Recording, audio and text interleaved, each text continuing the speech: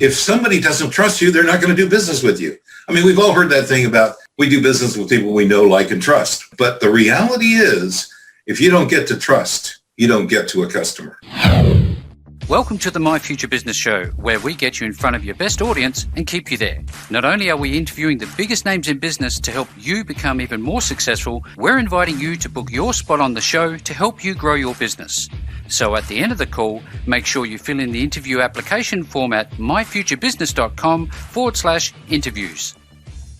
Hi and welcome back to the My Future Business Show. It's Rick Nusky. I'm your host. It's wonderful to have you with us, and I hope you are doing well no matter where you are in this big, wide, wonderful world of ours. And thank you so very much for supporting the show, because it's making all of the difference, knowing that it is making a difference for you. Now, speaking about making a difference, I'm on the line with Master Consultant Marketer Jerry Fletcher. Welcome to the show, Jerry.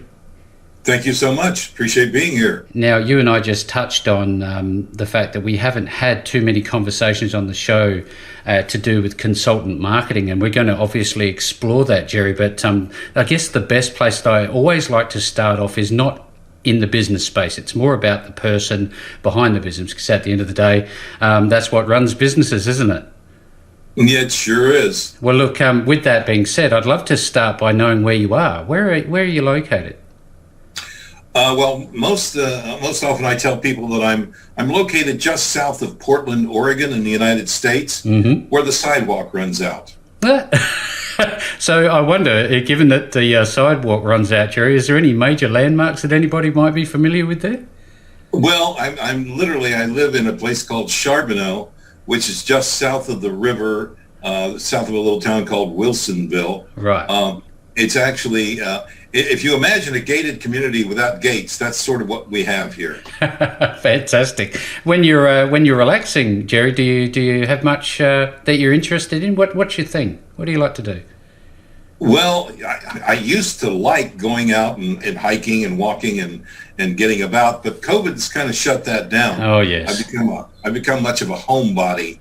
So these days it's what can we whip up in the kitchen that we've never done before? Oh, you know? So you found a new thing, are you very good at cooking? Let's put it this way. You just open the refrigerator door and you say, can you fix anything from what's in there? And I guarantee I will fix something. You may not like it, but I'll fix it. You sound like me through and through. I wonder, do you follow any sports? Oh, I'm an American football fan. I because I've spoken on three continents, I've learned the difference between saying football and American football. Oh yes, there is certainly a difference. But I'm also a football fan. Fantastic. We have a couple of marvelous professional teams here in Portland. They're so marvelous you can't get tickets to them. Wow. Oh, yeah. Well, you touched on something that we're all experiencing and enduring, I guess you'd call it now, with the pandemic. I'd love to talk about how that's affecting business and in terms of, I guess, the way that you deliver your services and the technology that you might be using and all of that sort of wonderful stuff later in the call if we might. But what did you enjoy doing the most when you were growing up, Jerry? Oh, growing up. And there's a good reason for asking. I did like to play golf, and I still would like to play golf, but I've got two bad knees.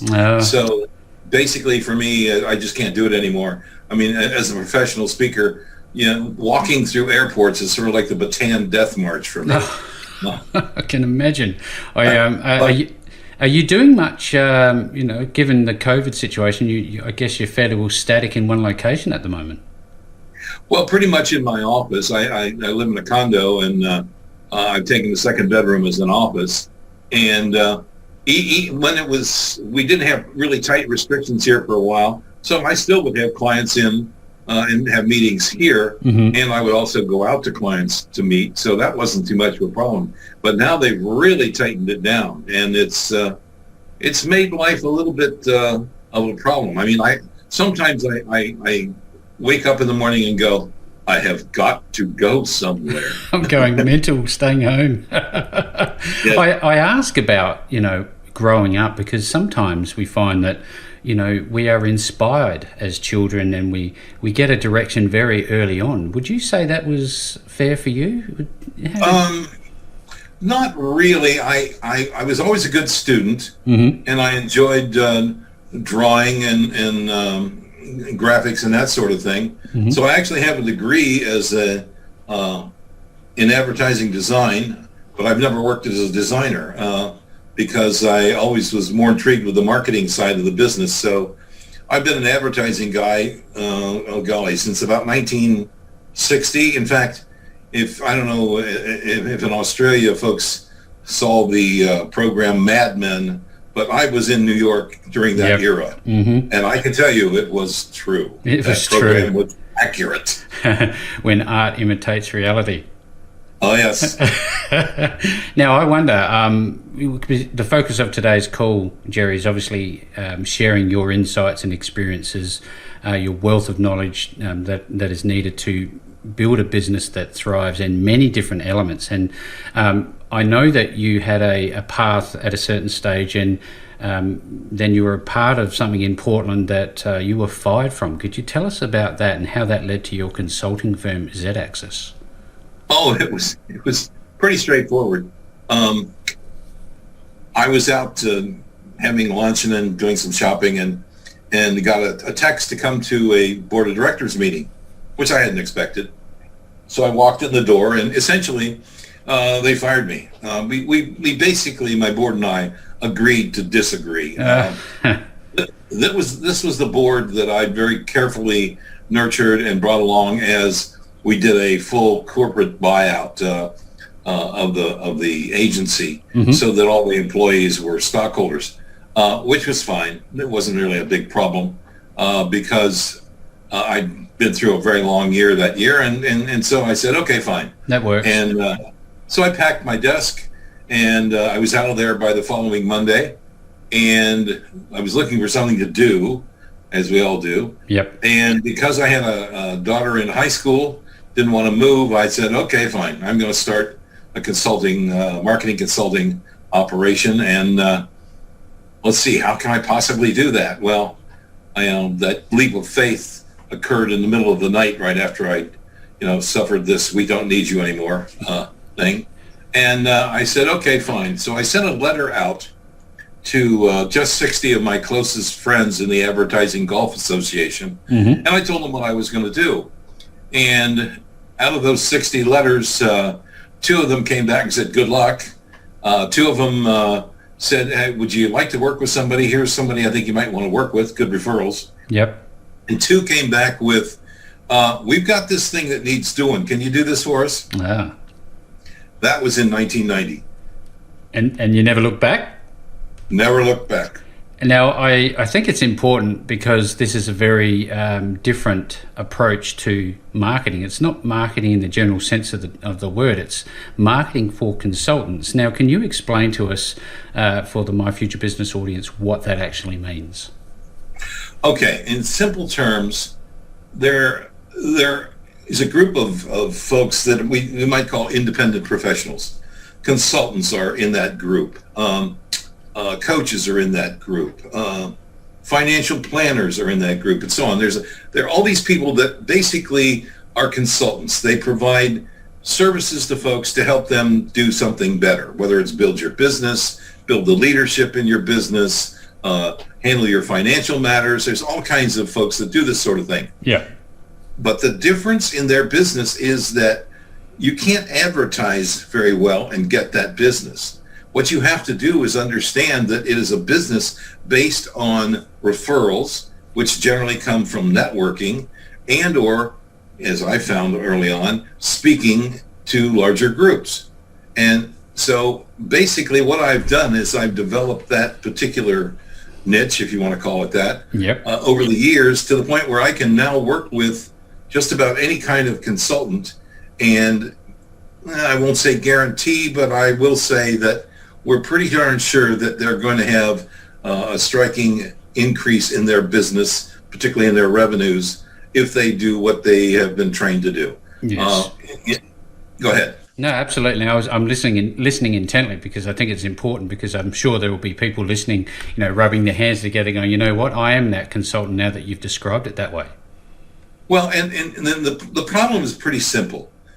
Because you can't use any of the usual media to build your business. You need to find ways to brand yourself. Let's put it that way. Yeah. And what I found is that trust is the shortcut to brand. There's no other way to describe it. Let me tell you a story, if you don't mind. Absolutely. How this came to me. I mean, and all of us need folks that can help us, that can guide us along the way. And so what happened to me was I had done a keynote about networking for a friend of mine, and we were celebrating in a nice little Chinese restaurant not far from where I delivered the keynote. And so at the end of the meal, the fortune cookies came. And and so, I cracked it and looked at it, and I read, "The wise man knows everything.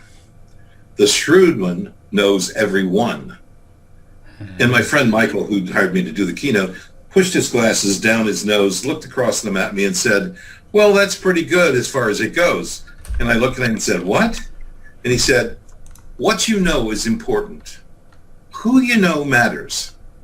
But the single most important thing about building a business is who trusts you." Think about that. If somebody doesn't trust you, they're not going to do business with you. I mean, we've all heard that thing about, we do business with people we know, like, and trust. Mm-hmm. Well, people just kind of throw that out and don't think anything about it. But the reality is, if you don't get to trust, you don't get to a customer. I wonder, Jerry, is this as important in a product-centric business, trust, as opposed to a service-based business? Is there value in having it? Trust is important. However, the methods for getting to trust are slightly different.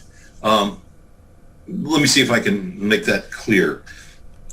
In a service-based business, the first thing that happens, and I don't know about Australia, but I do know that in the United States or in North America, the most asked question is, "What do you do?"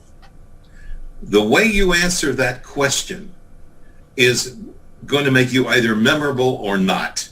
It's going to generate a way for people to think about you and who you are, and it's going to give them a reason why they should trust you and a way to refer you. Now, because people are very reticent about introducing themselves, that, if I can train someone to do that, yep, in a service-based business, they're going to do well. Now, what happens in a product-based business? Well, in products, you tend to have more people involved, okay? Mm-hmm. And you tend to have a need for people to understand what that premise that the company operates on is, okay? And so trust is very important there, but you have a much more difficult way of getting or generating it, yeah, because people, the first time they buy a product, either it works or it doesn't. The first interaction they have with a salesperson for your company, either it's good or it's bad. The first time they have a customer service question and they ring you up on the phone, it's either good or it's bad. So it's much more difficult to build and maintain trust in a product-oriented operation. However, in a service-based operation, particularly for solopreneurs, it's much easier to maintain that trust basis. Even when you move to multiple employees in, say, a consulting operation, if those employees know and understand exactly who you are, what you are, and how you operate, you're going to have a much easier task of it. Jerry, is this, when we talk about building trust in a service-based environment, is this more about, let's use I don't know, for lack of better examples, a dentist. When somebody asks you what you do, you say you're a dentist. Is it better for you to be saying, "I transform your teeth in so that you have an amazing white smile"? Is that what you're saying? Sort of suggesting? Well, in part, I wouldn't say it that way. I'll put it that way. I wouldn't say it that way. What I would say is something like, "I give you a smile that you want to share." Yeah. Yep. You see, so the benefit accrues to the person asking the question, okay, yep, and the fact that you provide it. This is part of what I call 30-second marketing, and let me give you an example out of my early days as a consultant. Mm-hmm. I used to go to like a Chamber of Commerce meeting, and how you introduce yourself at those kinds of meetings. Yep. And I would stand up and I'd say, I build websites that make rain, and I'd shut up. By the time the thing ended, there'd be 3 or 4 or 5 people coming over saying, hey, can you tell me about that? And my next statement would be, well, you know how since you built your website, you're having difficulty getting changes made, and you just can't get them to pay attention to you. Your niece or your nephew did a great job before they went off to college, but now you got a problem. You can't get it fixed. And their heads are nodding. Yes. I mean, then I would say, well, I'll tell you what would you think if we could provide you with a website where you can change every word and every picture, but we'll fix it so you can't screw up the navigation? Would you like that? And of course they're going, yeah, that's what I need. Yeah. And at that point I would say, well, look, I can't talk to everybody now, but why don't we set a meeting, for coffee, and we'll talk about it, or we can do it in your office if you like. What day would be good for you? And you set those meetings. Yep. I put my daughter through college and grad school before she got her PhD with that simple statement of mine. It's really powerful, because what it is, the messaging is interesting but incomplete. That's obviously a very well tried and true tactic. You've got micro commitments, small yeses along the way. You're getting them to agree. There's just so much to learn in all of this. Now, a large part, not all, but a large part of my future business audience are startups. They're small business owners, and they may not necessarily have all of these skills. Where would be the first thing that you would focus somebody's attention if they were that person working with you? Oh boy. Generally, when I work with a fairly elite group of consultants, that's the easiest way to put it. Yeah.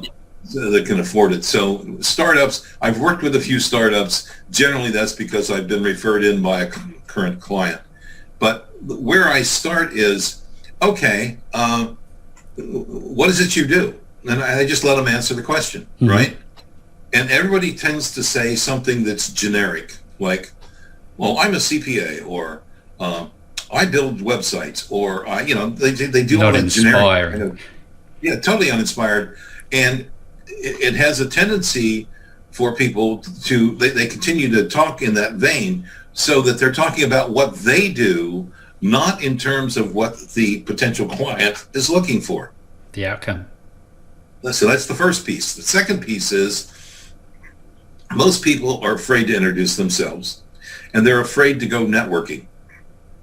And it's particularly difficult with some of the younger folks these days, because they tend to be, how can I put it? We're about 50% of the population is introverted. I'll start there. Yeah. Okay. And those people have a difficult time anyway. They're great listeners, but they're not great storytellers, for want of better terms. So what we have to do is overcome that inertia that they have. And the easiest way to do that is to help them figure out, how can I describe what I do in terms that tell the customer what it does for them? Now, there are multiple ways to do it. There are 3 that I teach, and the one that's probably the most interesting is what I call the startling explanation.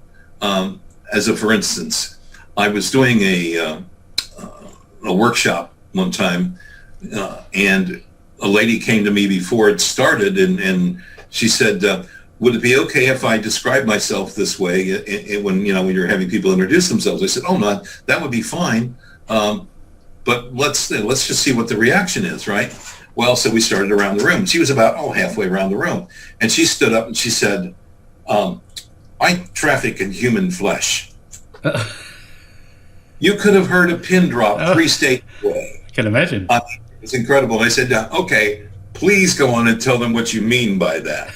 Please clarify. She said, you have to understand that I'm a lawyer that deals with adoption. And I use that term only when I need to get somebody really startled. And I said, so like when? And she said, it's really great at cocktail parties. Okay. Later on, after we finished the session, she was sort of hanging back, and she tapped me on the shoulder, and I said, what's up? And she said, you'll love this. And I said, what's that? She said, 2 people came up to me and asked me for my help because of that introduction today. we want to hear or have a conversation with people. Yeah. Not hear a commercial. So the first thing that I try to get people to understand is you can have a conversation. That's all you're really going to do. Mm-hmm. You're going to talk to someone and you're going to try to tell them how you can help them. Okay? But more importantly, because I know you don't like to be outgoing that much, the first question you're going to ask is, what do you do? And you're going to listen. And you're going to be able to identify whether you can help that person or not. Yeah. Because you may have asked along the way, what's the biggest problem that you're having, right? So the key is having a conversation, not doing a commercial. And as soon as you take things and put them in that realm, people start to relax. It's like, oh, I can do that, okay? Yeah. And once they have a little time to rehearse those very quick statements, the hook, I build websites that make rain, okay? Mm-hmm. Okay. The hold, which is, how, and you describe the problem that most people that you can help have, okay? And then, well, what we do is, and you describe how you solve that problem. And then the last piece, which depends on where you're at, okay? Because if I'm in a situation where I've got 3, 4, 5 people vying to get my attention and I need to sit down with them and talk to them, I'll just try to get a next time that we can get together. But if I'm in a situation where it's one-on-one, or I'm having to explain how this whole thing works, then what I'll do is I'll tell a story about how it's worked for some client that I've had. I mean, I'll give you for instance. One of my clients is a very high-end consultant who does leadership work inside companies. Mm-hmm. This is a guy who's run 6 Fortune 500 companies. I mean, he knows what he's doing. Yeah. He's a heavy hitter. And when I first said to him, I said, we've got to find a way to describe you. And he said, well, yeah, but I am not so sure. And I said, look, we'll just look at the testimonials you have already and see what's in there. And we started looking. And as we looked, we found that there was this kind of resounding thing that was there all the time, that he would help people clarify what they're doing and where they're going. And then as we were going through these testimonials, one of them just sort of leapt off the page. And what it was a fellow had said, working with you is like driving in the fog. I don't know where the end is going to be, but I know we're going to get there. And so I said, okay, what if we call you the defogger? And he looked at me and said, you're nuts. I went, okay, well, maybe I am. Well, we started calling him the business defogger. And that went along fairly well. But then because I do his testimonials, I interview people on video and so on for his testimonials. Mm-hmm. The thing that we kept hearing was, I hired him because I knew he could get us to clarity. But even more important, he gets us there fast. Yeah. Fast. So I said, okay, let's change your basic signature line to the business defogger and accelerator. And he said, you are absolutely nuts. And I went, well, let's try and see what happens, right? Try it anyway. He would try it anyway, because that's the way you find out whether these things work or not. So he went out and he tried it. And he said, I thought you were nuts. But, the reality is everybody gets it. Nobody forgets it. And the key factor is my revenues have tripled since we did that. Now, I bet you people that are listening to this are going, that's very interesting. I'd like a piece of that. Now, Jerry, you've touched on storytelling, you've touched on failure, you've touched on leadership. I'd love to expand more into those conversations if we could. Starting with the leadership, what are some of the qualities that you see that are common in good leaders that you've worked with? I love it. The client that I'm talking about who works with leadership, mm-hmm. One of the things we discovered for him was that there are so many myths out there about leadership. We decided we tried to get rid of some of them. So we've done a video series called Myths. And he wrote a book here not too long ago, and he was doing interviews on the radio and podcasts and so on. And everybody who had a copy of the book wanted him to talk about myths. And so now we're building a book on myths. The thing that I find, and why I'm using that as an example, is that the best leaders are the ones who can see that what is currently called the best practice may not be at this point in time, or it may be something that we've just heard and heard and heard to the point where we believe it, but we don't know how to verify it. And that's the critical element here. Mm-hmm. One of the things Jim will do, we'll sit down and do 15 or 20 of these at a time, and he'll just take a note that says what the myth is, and then he'll speak to it. The key for great leaders is that they are leaders. They're not afraid to lead, okay? That's the first piece. The second piece is they are not, how can I put it? They aren't narcissistic. Yeah. They are people who know that they don't have all the answers, but they do know how to inspire other people to help them find the answers. And they are, in most cases that I've found, and I've worked with so many now, it's kind of scary, but in most cases, they are people who are capable of admitting where their faults are, where their problems are, and saying, okay, this is where I really need support and help. Okay? Yeah. But they also know where their strengths are. And they're not afraid to lay that down and say, this is where my strength is. This is where I can make a difference in this organization. And that's the quality of leadership that I look for. The other thing that I look for is empathy. And there's one other major kind of factor in there, and that's consistency. One of the key things in trust, which is the other area we were talking about, mm-hmm. is being consistent. If you aren't consistent, you're never going to get to trust. And good leaders are always trusted. There's just no question about it. Absolutely.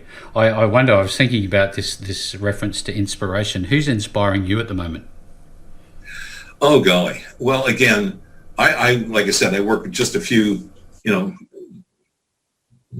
just a few clients at this point. I try to keep the number of direct clients fairly low, and we take it as it comes. But anyway, some of them are inspiring me.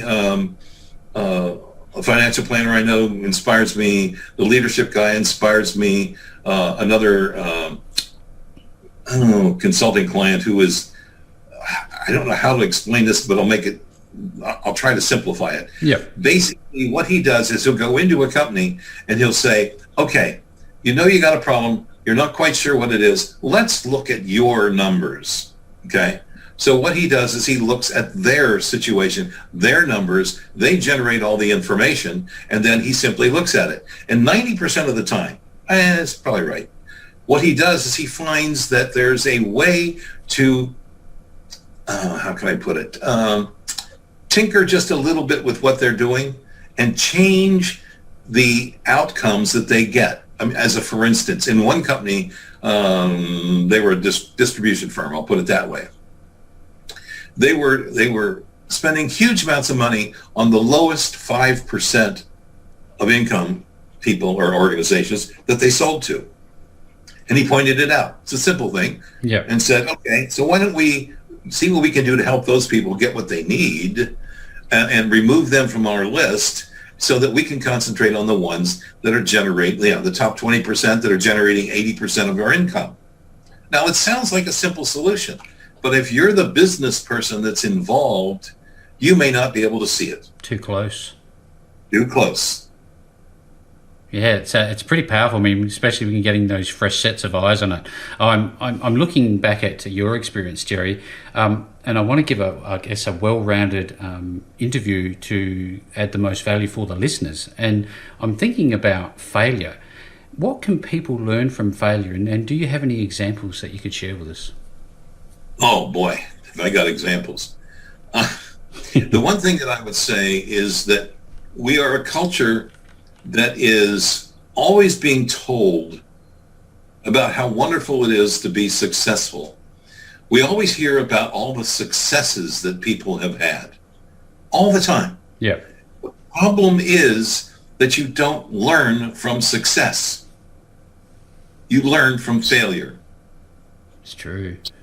I don't know who said it, but some wag once said, fail often, fail fast. Yeah. And I got to agree with that because I've seen it work. I mean, for instance, a good friend of mine and I were having lunch, and she was saying that the most interesting person she'd ever met was a guy who ran a company that she was handling the advertising for.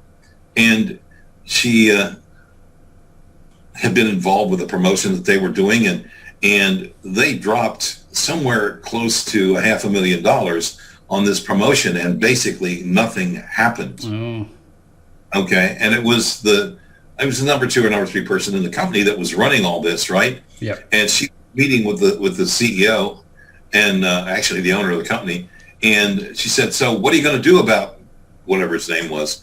And he said, "I'm not going to do anything. I'm going to sit down and talk to him and see how he sees how we can change things so that doesn't happen again." And she said, "Yeah, but I mean, you lost $500,000. And he said, "That's the cheapest $500,000 I've ever spent, because he will never let it happen again." Oh, yeah, there's something to learn there, isn't there? Oh, let me tell you. Yeah. I have an interest in talking a little bit about your speaking. How did that come about for you? And was it natural for you to become a speaker in front of lots of people? Well, okay, when you're the new business guy for a business-to-business advertising agency, you tend to speak a lot anyway. Yeah. You're always doing pitches, and you're always, I was always volunteering for the local, marketing association and so on. So I was doing quite a bit of that. So when I got into consulting, I did a lot of things right up front, trying to learn what would work and how it was different from a lot of other things. And one of the things I did was I saw an article about a woman who'd written a book who lived in the same community I did. And so I picked up the phone and I called her and I said, "Hey, can we get together?" And she said, "Sure." And so we were chatting, and I said, so what do you do to try to build business? And she said, "Well, there's a number of things." She said, "Writing a book is a good thing. You can, that gets you a lot of attention." She said, "But you have to promote it on and on and on. Don't expect to make money on it. It's sort of like having an oversized business card." I went, "Okay, I understand that." Mm-hmm. And she said, "Knowing and understanding how to get a book put together is an important thing." Well, because of her suggestion, I wound up becoming the secretary for the Northwest Association of Book Publishers, which was an organization that trained people on how to, self-publish. Yep. Now, the other thing that she said you ought to do is you ought to look into speaking. And as a matter of fact, let me introduce you to a group that you might be interested in. I went, "Okay, fine." And so we have a nice, very expensive club here called the Multnomah Club, which is a workout facility and a few other things, mm-hmm. Great meeting rooms and so on. Anyway, so there was a meeting being held there, so I went. In the room were like 6 people, maybe 8, and they were talking about speaking and what it did for them and so on. Well, I became one of 4 people who started the Pacific Northwest, actually the Portland chapter of the National Speakers Association. So I've been speaking professionally since 1993. And I did it because it was the easiest way to get in front of more people that could become possible prospects, yeah, or leads, whatever you want to call them, mm-hmm. than any other way I know. As a matter of fact, I've been asked 3 times last week if I would write a book or build a program or whatever to help individual businesses learn how to speak to build their business, which I'm thinking about. I will probably do it. Another opportunity. I'm looking through your websites. There is a number of them. You've obviously got another called Networking Ninja. You've got Z-Access, and you've got your speaking website. I'd like to just touch on some of the deliverables in your consulting. One of them is branding. Obviously, there's the marketing component. Tell us how important it is to have a consultant focus on developing a strong brand. Well, okay, let me see if I can simplify it. We're talking about a very complex process, but in simple terms, brand, as I said earlier, is an expression of trust. Yep. Okay. And if you think about it, there are basically 4 stepping stones to a successful business. The first of those is memorable. You have to be memorable. That's where it all starts. Okay. So that idea of having a way to describe what you do that people will remember, that's the first piece of it, because brand cannot be, how can I put it? You can't control it. You cannot control brand. All you can do is influence it. And the time when you can influence it most is when you're being introduced or when you're first meeting someone, okay? So you have to have something that's memorable there in the first place. Then once you begin to get a chance to work with somebody or just to become better known by them, you have to become unforgettable. And that means you have to go past that first statement to someone who has a unique differentiation about yourself, your product, your service, whatever it may be. Okay? Yeah. And then once you get the business, you need to become indispensable. You need to be the person that they go to for that kind of information and material. You need to be the company they buy that kind of product from. You need to be and where I grew up in a town that was a Chevy town. The next town over was a Ford town. Nobody could tell you why that was the case. It just was. Just is. Okay. It just is the way it is, okay? So you have to become indispensable. Now, the key thing here, particularly for consultants, the folks that I deal with most often, is, you can do memorable, that's okay. You can become unforgettable. You can even become indispensable, but you got to really work at it, okay? But the step past that is what I call legendary. And to become legendary, you have to work with folks in such a way that you change the way they think. Let me say that again. You have to change the way they think. Okay? Mm-hmm.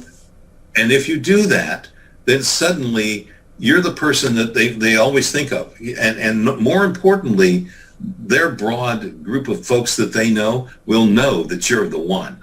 The go-to. Say again? The go-to. Yeah. You become the go-to person, right? And the whole thing comes down to this very goofy kind of thing. Everybody talks about brand, but nobody knows how to do it. Did you ever notice? Yeah, absolutely. I was actually watching your video where you mentioned that, and I thought, wow, it's so true. Here's what to do, not how to do it. It's unfortunate, but it's also an opportunity, isn't it? Well, the problem is it's one of those, how can I put it, buzzwords that have kind of rounded into the culture. Yep. And everybody talks about it, but again, nobody really knows how to do it. And part of that is that, as I said, you can influence it, but you can't control it, okay? So when you try to control, what you do is you overreach, and you don't get the reaction you want because it isn't the reaction that your audience wants. I mean, in today's world, how do I say this? In today's world, you got to get to trust with four different groups of people, okay? The first one is yourself. You have to trust yourself. Now, just about anybody I know that's an entrepreneur or has been an entrepreneur has that little guy sitting on their shoulder saying, are you really sure this is the right thing to do? Yeah. They're really concerned about, am I doing the right thing? And getting over that's a part of it. Learning to accept that and fail and then understand what you've done and learn from the failure, boom, you're on the right track, okay? Mm-hmm. But the thing that really, really gets to you is that when you trust yourself, then you have to start to trust other people. You have to trust your staff. Now, if you're a solopreneur, you got two people to trust. You got the people that are doing the operations in the business and the ones that are building the business. Okay, that's one person, but it's those two. Now, if you have staff, you have to learn to trust your staff. If you work for somebody, you have to learn to trust the company, okay? But the thing that's changed the most in the last few years is that fourth component. And that fourth component is the customer. You have to learn to trust the customer. If you don't, you aren't going to get anywhere. And so brand has become a way of trying to make sure all four of those folks can trust each other. And that's the piece that most people miss. They don't understand. They can't control it. All they can do is influence it. It's some really incredible and powerful insights. There is just a myriad of different elements for people to be thinking about. And with that being said, Jerry, I wonder, you talked about earlier about working with a certain cohort, I guess. When people want to learn more about what you're doing, your speaking, your consulting, and so forth, what would be the process to work out whether or not they're eligible to work with you, and how would they go about that? Oh, it's pretty straightforward. If they just go to my website, jerryfletcher.com, they'll find all kinds of ways to determine whether that works or not, and ways that I can be of help to them. One of them is there's a quiz there that if they take the quiz, if they're already a consultant, we can probably tell them what their biggest single mistake is and do it fairly quickly. And that's a way to sort things out and find out whether it would even make sense for us to try to work together. Another thing they can do, if they're not ready for that, is to sign up for my newsletter, which is called A Different Slant. Within The Different Slant, goes out once a week. There's one audio, one video, and one article. And it deals with all of these kinds of things we've been talking about. Yeah.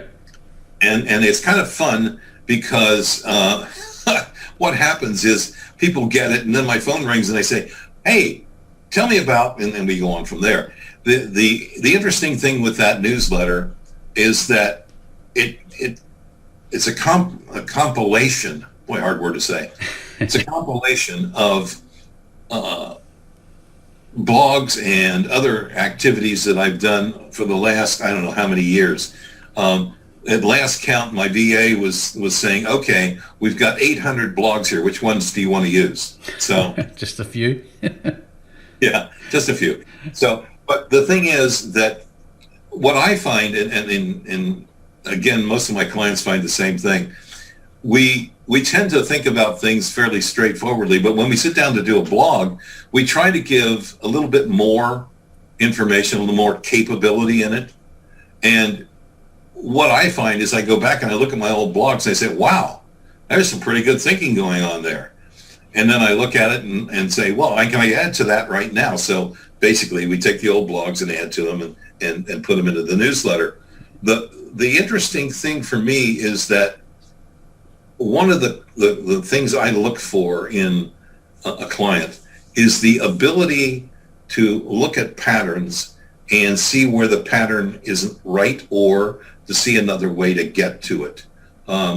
If you want to get involved, you want to build your business, the thing you have to do is stop looking at it as if you already had all the answers. You have to look at it from a standpoint of, how can we do this? I was in a meeting earlier today, a Zoom meeting, I guess that's the way to put it, with a group of people that were all speakers. And one of the things we were talking about is a simple idea of how you can feed things from one website to another. And all of us were kind of drawing blanks. And the guy that was hosting it turned to me and he said, well, have you had any experience with this? And I said, all I can say is I agree with what you've already said. But for the most part, trying to do what was being discussed is just going to lead to nightmares, particularly as I know the two people that want to do this are solopreneurs. It's going to just take way too much time. There's got to be an easier solution. Yeah. And he said, okay, guys, I'm going to leave the group for a minute and I'm going to go do a little investigation, see what I can find. Because if we're all in agreement here, there may be a new product in our future. Yeah, absolutely. Again, this has just been such a fantastic overview. Again, we could go a lot deeper, Jerry, as you well know.